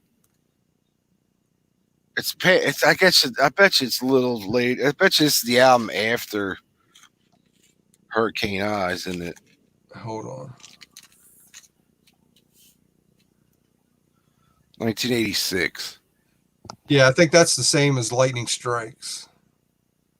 You're right. Yeah. That's what it is. I have a copy of that too. That's weird.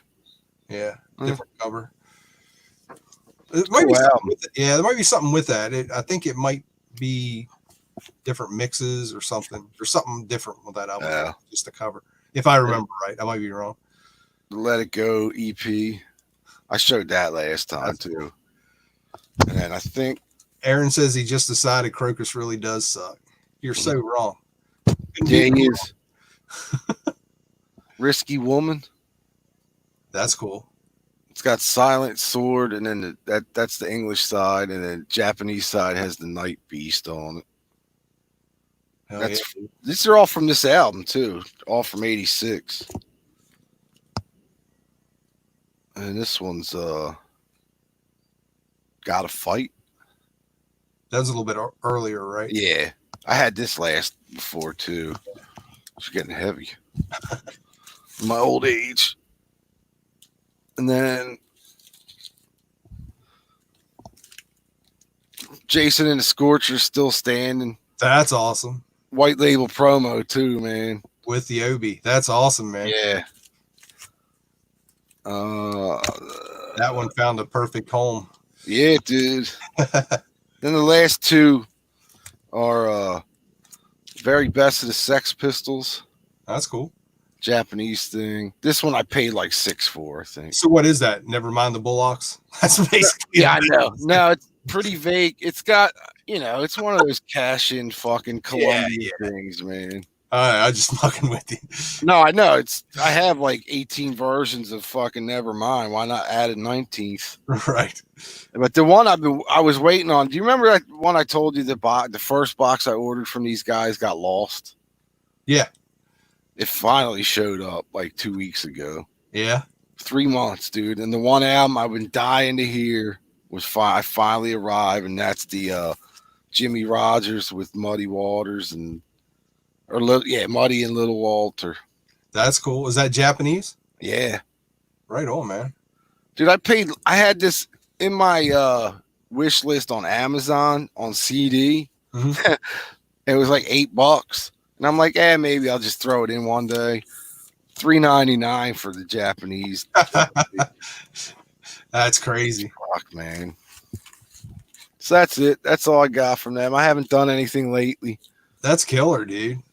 But I noticed too, now that I found them, there's a few people that, prices are going up a little. So yeah. Aaron says he'll address it in his next video. All I can say is Headhunter, man. Go listen to that album. That's a killer metal album, man. I think before I like the earlier Crocus more than anything, man. Like the real AC/DC sound and stuff. Yeah, like Pay It in Metal and I agree, man. I dig all that stuff. You got anything else, dude? Yeah, I got about 5 more here. Go for it. Shoot me off to 5, and then I'll tell you the story. All right. Got this Joan Jett and the Blackhearts from what, 80? Yeah, I 19. have that in my list on that website Dude, it's now. good. It sounds really good. Cool. Definitely happy with it. I just came across this, and this was part of the Amazon order when I threw the Twisted Sister in finally. I had no idea this has been reissued on vinyl, and it actually came out a couple years ago, it looks like. This is probably a top 10 more modern-y punk rock thing. It's probably a top 20 all-time punk rock for me. I love this fucking album. The Lillingtons, Death by Television. Ever heard this? Dude, I just got that myself. No, on vinyl or CD. I think I picked up a cheap CD of it maybe 4 months ago. No, it had to be before the pandemic, so probably before Christmas.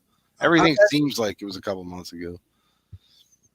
Do you have either of the rare ones? Nah, I don't have. I have them on boot or on burn disc, but I don't have any of the early ones. There's first couple pretty much blow, if I remember right. The Crocus he's talking about. But anyway. Yeah, they're like they're not even net. They're hard rock. They're more of a progressive thing, I think. Yeah, that's when that Keith Von Orb or whatever was. Yeah, it wasn't even Mark, right? Or he might have been on one of them. No, Storazzi, well, he didn't come into later. Okay. But yeah, dude, I fucking love this. I've had the CD since it came out, just kind of stumbled across them. And just such an odd singer. And he's also the singer in, I don't know if you're familiar with Teenage. Yeah, I don't have that one, but I have all their other studio albums. It's the same dude singing. Is it really? Yeah, they're from Oklahoma. Yeah, that makes sense. Kansas. I can't remember now. Yeah, I think you're right. Kansas or Oklahoma. Yeah, but this is great. It's like a sci-fi punk kind of thing. Just man, friend and I came across this, and both of us were just in love with it forever, man. Yeah, and I found it on Amazon on vinyl. Like I said, it came out a couple years ago, and I was like, "You're shitting me!" I had no idea. This is like an album I've wanted on vinyl forever. Wow. And I think this might be the first vinyl pressing. Wow. I don't know. Because, I think now that you said that, I might even. How long ago did that come out on vinyl? I think it was 2018. Hold on. I might have that upstairs. Because I kind of remember Lillington's thing being reissued, and I ordered it, but now I don't remember if I actually got it or not. Like, I ordered it for the store. This has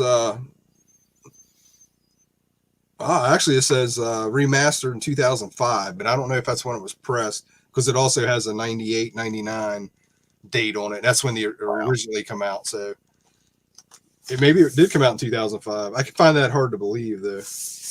I think it's a couple years old. All right. But I may be wrong, but I'm pretty sure originally it didn't come out on vinyl, and I may be wrong on that too, because I've never ever seen it on vinyl other than right here. Huh. Yeah, I'll have to check it out. And I got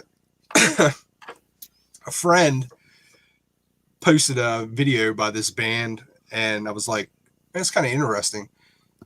I'd never heard of them, and I started watching more and totally got into them.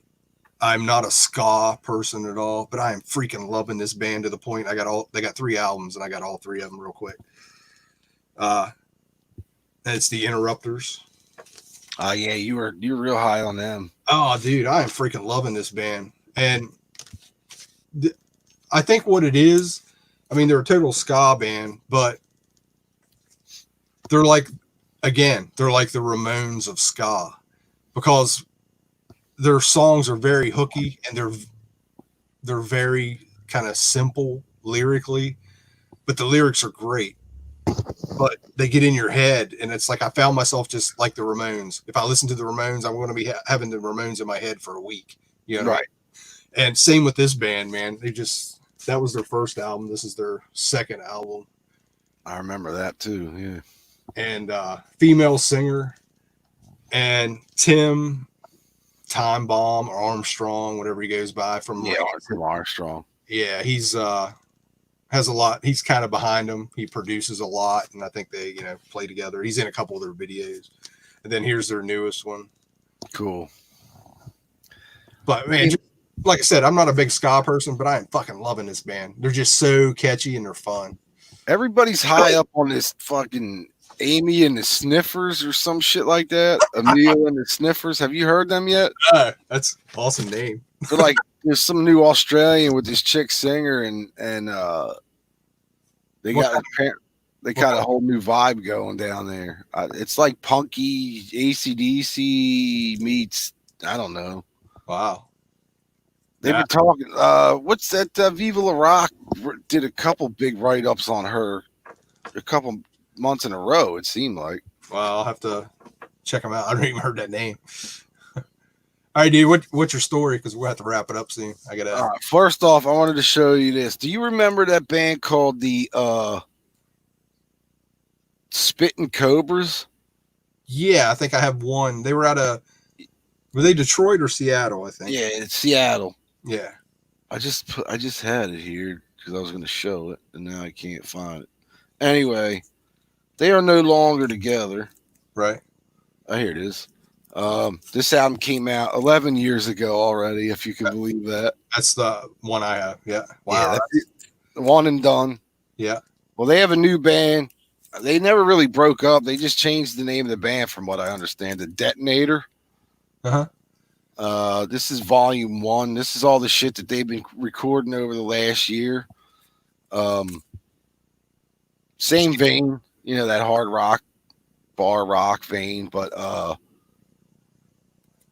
you can get this at their Bandcamp page. It's $15 on white vinyl. Wow. And then I just did the CD because I have they send you the FLAC files right away. But that's cool. Really killer. I'll check that out. Yeah, I think if you like this Spitting Cobras, you'll like this a lot, man. Yeah, I did. And it's been a while since I listened to that. I'd have to listen to it again, but. And I'll give a shout out real quick. The City Kids. Basically, it's a couple guys from the Main Grains with Danny from the Wild Hearts. That's cool. This is their other band, the City Kids. This is their brand new record. Was there another band called City Kids? Who am I thinking of? Maybe over here. I don't know. I think there was back in the 70s. Yeah, that's what I'm thinking of. Yeah. This is the limited one. Like, you can go through, I think, Bandcamp as well. But if you like the Yo-Yos and the Main Grains, Wild Hearts, that kind of thing. Cool. The limited one came with a bonus disc called Shit That We Like. I know it's hard to see because of the glare, but it's basically a covers album. So they do like The Kids Are Back from Twisted Sister, Killed by Death. Cool. Motorhead, Church on Sunday from Green Day, You Beat the Hell Out of Me by the Motors, Mazel Tov Cocktail from the Wild Hearts, Someday I Will Kill You from the Super Suckers, Pretty in a Slutty Way from the League Bowlers, Surrender from Cheap Trick, Die Laughing from Therapy. Man, they're all over the place. That's yeah. The Chase is Better Than the Catch from Motorhead. Creedence is a traveling band. But fucking killer album. There's no vinyl on this. They did this all themselves, as far as I know. And then I think they have it distributed through Cargo Records now. That's cool. Right. Killer. So anyway, on to the story. Aaron, what are you having for dinner or supper? Cook supper. He's going to have something with cheese on it. Go ahead, man. What you got? So I've been keeping this quiet for the last month or so, but I was working on getting the dudes from Brittany together again to do another record, and everything was working out pretty fucking good. So I talked to Mike first. Everything was cool. Talked to Johnny. Everything was cool. So my idea was to do a Zoom call kind of thing for them. And I'll set it up, and then when I set these guys up, all 4 or 5 of them, I'll bounce out and let them hash out their differences, shall we say? Yeah, you told me some of this was going down. Yeah, so everything was cool, and then I talked to Tommy. Tommy didn't want to. any parts of touring. Kind of shot me down real quick. Um, so I just like kept in his ear, you know. I was like, dude, don't worry about it. We're not. Dude, nobody can tour now. Anything. I'm not touring. Mike's never going to tour. This is about getting everybody together, kind of fucking burying the hatchet, and just do a record. We have an offer to do a record. Right. And let's just see what it goes. So I got Mike, like I said, John's over in Germany doing the Doro thing. Talk to Tommy. Everything's cool shit with Tommy, right? So I get a hold of a guy that I know in the area that knows Dean. So I said, look, I'm going to put this out there. I'm going to try and get a hold of Dean and see if we can get these, all 5 of them together with Billy. Right. And do a record with like half Tommy singing and half Dean singing. And then put it to bed. That's it. No tour. Let's just do the record. We're being offered. Fucking no tour. And that's it. Just end on a high note, because the last 10 years or the last 20 years of this band has been a complete fucking joke. Right. With all the lineups and shit. So everything's going smooth, man. Talked to Tommy for like 3 hours last week. Everything's cool. I hang up the phone. I talk to my buddy that talks to Dean, and he's like, Dean says he doesn't want anything to do with any of them. I was like, really? After all these years? Like, he doesn't even want to talk to anybody? And he's like, nah. He's mad because fucking John buried him in some podcast. So it's like, I don't know anything about that. That's John doing podcasts. So I said, send me the podcast. So this is burying him, right? He says the guy asked Dean or asked John on the point blank, like back then, did you guys like wear wigs? Like, it was obvious Dean wore a wig. Yeah. And John's like, yeah, man. He wanted that look to have like the look to go with the ruffled shirt and all that stuff. So it was a headpiece, but he had long hair. Mm-hmm. Well, apparently that was Barry and Dean, so he lost his shit over that. Over a fucking hairpiece, right? Right. So that told me right away. I'm kind of glad that happened now, because Dean would have been a total cunt to work with. I know it. So I'm like, cool, that's fine. 10 minutes after I get off that email, I get a thing from Johnny saying, yo, text message, what the fuck is this? And he sends me a link. So I'm like, I have no idea. I click the link, and it takes me to FNA Records. Mm-hmm. Well, they now have 2 brand new Brittany Fox Bite Down Hard demos. Yeah, that's what you were telling me about. Yeah. So they came in. So are they the same as... Fuck yeah, they didn't do a fucking thing to them, man. It's the same ones you did. Yep. Wow. Yep. So now, it's the same masters. They can lie all they fucking want and say they remastered this shit. There's no way. They match AB. They match to my original DATs that I have. So that's where we're at. So I spent 3 hours on the phone with Mr. Tommy Paris from the other night, and he didn't mention a fucking word about these things. He's apparently the only one that signed off on them. So I don't know. I guess somebody had sent that link to Johnny, and I had no idea, So where's the money going?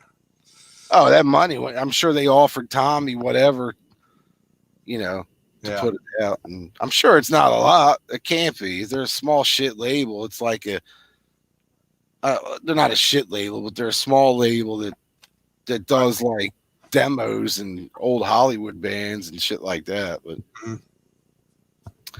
that fucking guy had me on the phone for 3 hours, dude. And never said a word. Not said a word. And then it dawned on me that he had me on the phone just fucking reeling me in to see if I knew anything about it. And at the time, I really didn't. But fucking 10 minutes after I get off the phone with him, I get a fucking email with the link for these things. And John's asking me like, the fuck is this? I'm like, I have no idea. I have no idea. So now everybody else is pissed off. Yeah, so that's the end of that. So Mike's like, I will never talk to that motherfucker again. John's pretty much the same thing. And I say, I think we should send a cease and desist. And I hate to take business away from the guy's label, but Yeah. that's not cool, man. It's not fucking cool. Like you said, it's probably not a bunch of money. So why do that? Why not just work together? And if you're going to do it, and let everybody know about it. And I don't I know. guess I don't know if Tommy felt entitled to use them because he sings on them, but I mean, there's songs on here that were just written by Billy and Mike Yeah. that Tommy sang on, but he didn't write anything. So like, what gives him the right to put them on here? Even if he wanted to call them like Tommy Paris demos, like the stuff that he did to get the gig, Right. that's fine. I don't give a fuck. But you're using guys like, you're using your old bandmates that are on these fucking things. It's not like I mean, there is some 4-track stuff on there, but it's not like, all 4 of them aren't on there. All 4 of them are on there. So it's, You would think that label would kind of contact as many of the members as they could. well, they're fucking lazy, I guess. I don't know. But I mean, on the other hand, there's nowhere to contact either. Yeah. I don't even think the band name, the band's website, like BrittanyFox.com, I think that's available to buy. Really? I think so. We let it go because what's the point? Yeah. That's crazy, man. I hate to hear that. You know what I mean? But it'll never do anything now because everybody's being an asshole. it's just like, dude, I'm so frustrated, man. Like the Dean thing, I knew wasn't going to happen, but it would have been nice to talk to him, and I think it would have been nice for Mike and Dean to talk. I really do. Like, I think there's a lot of bad blood there, and I just think if they talked and just bullshitted, it'd be like, kind of get shit out in the open. Because they've never had that. Like Dean literally left the tour, and that was it. Like he didn't stay on the bus with him; he went home by himself. So it's crazy how bands get like that, man. Just to the point where, well, like the Ramones, you know what I mean, with Joey and Johnny not talking for years. Yeah, but they kept it going. They knew the business, But how hard had to have been like stressful as fuck touring with some dude you never talked to. Especially with, I think it had to be stressful as fuck just touring with Johnny alone. Like Johnny was a dick, man. Yeah. He was, and everybody I talked to that was close to him said if you didn't know him and he didn't know you, and you weren't in his like inner circle, he didn't give 2 fucks about anything. He he'll tell you to go fuck yourself even if you just say hello to him. Yeah, I've always heard that it was a business. It wasn't anything to him other than a business.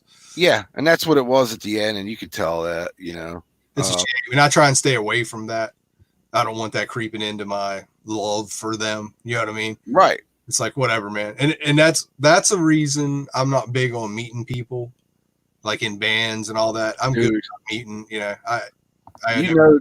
My war stories with these guys over the years, and it's just like it's so fucking ridiculous. It's so petty. Like, well, I mean, Dean leaving, that was a big deal. Don't get me wrong, because that fucking threw a wrench into everybody. Even Dean, he don't know it, but it threw a wrench into his career as well. Because I really think Poison Heat, if they would have stayed together, they would have got the Kiss tour later on that they were promised beforehand.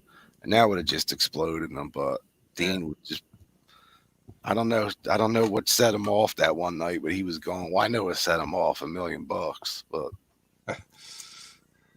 it sucks, man, because it's like, I don't know, you and I have talked in private about the whole like mortality thing. And it's like, how many years can you go on fucking hating each other when right now there's an opportunity like to drop the fucking hammer and bury the hatchet and maybe try to work together and do one more last hurrah, if not for the 5 people that would buy it, but just for yourselves, you know what I mean? Yeah. They can't even fucking do that. So yeah, it sucks. It's the same thing with Kicks with Purnell. It's like, yeah, I think there's more to it than that. I think there's more like of a money thing with Purnell. Yeah, I mean that's the big thing there, and he doesn't want to do it because he doesn't need to because of the money. Yeah, that's crazy, man. That's what sucks. Is like, dude, do you know how much? I know he doesn't. He says he doesn't need it or whatever, but like, you know how much music that guy's probably written over the last fucking 30 years or whatever it's been. Yeah, He's probably got 8 Kicks albums worth of material ready to go. I mean, and that's cool. I mean, he got the majority of the money from the music because he wrote it all. He wrote it. Yeah, I mean, his style's on it, and his style made Kicks. But it's like, man, you know, it takes more than you to make this. So that's what I don't get that either. But I guess it worked out for him because now he doesn't need to do anything. I guess I don't know. I mean, every time they go out and play live, I'm sure he gets a cut. Yeah, I mean, I don't pretend to know the background and all that stuff, but I just hear stuff, and it's like, man, that's a game. Yeah. And the dude that plays bass with him now, cool dude, killer. What's his name? Mark Schenker? Yeah, I think so. Mark something. Yeah. Yeah. I hear he has a Rush tribute band together that is supposedly like fucking awesome, where he's plays bass. He does the whole Getty thing, sings and plays bass and keyboards. I'd kind of like check that out, but I got to be honest. I'm going to get some flack, but I fucking hate Rush, man. I think we've talked about this before. I just can't do it. That fucking voice of his, it's just like nails on the chalkboard. Dude, that's either you love it or you hate it. There's not much in between with Getty.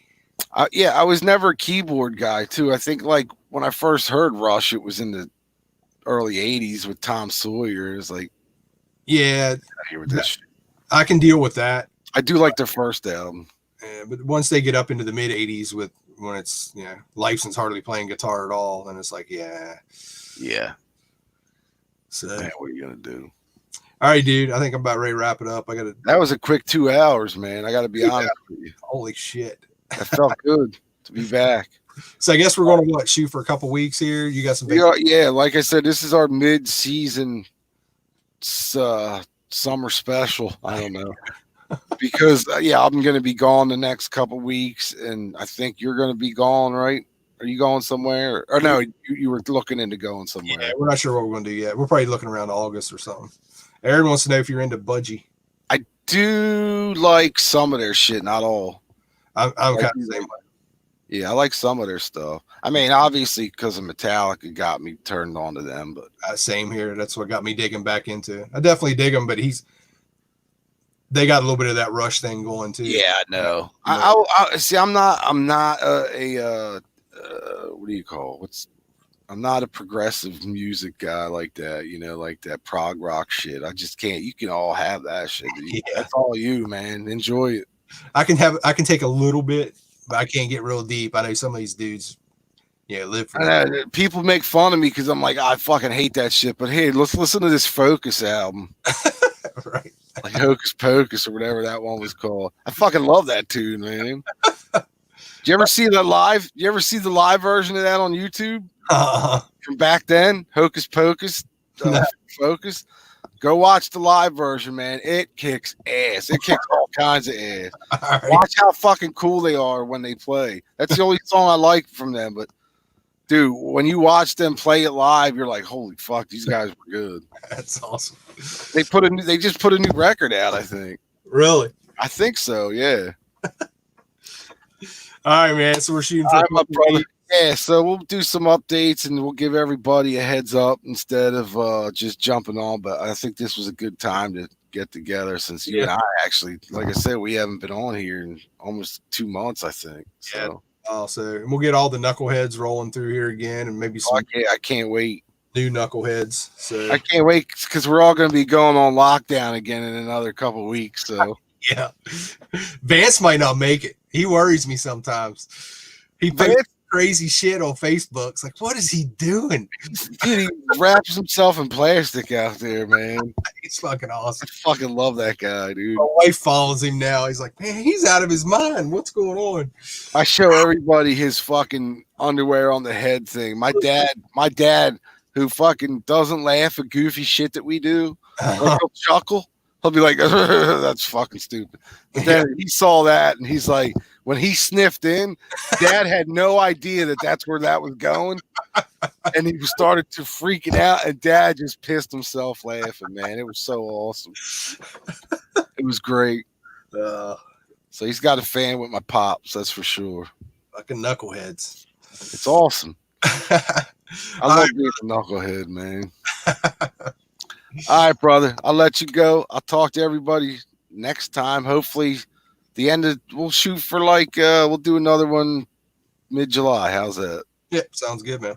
All right, brother. I'll talk to you soon. Later.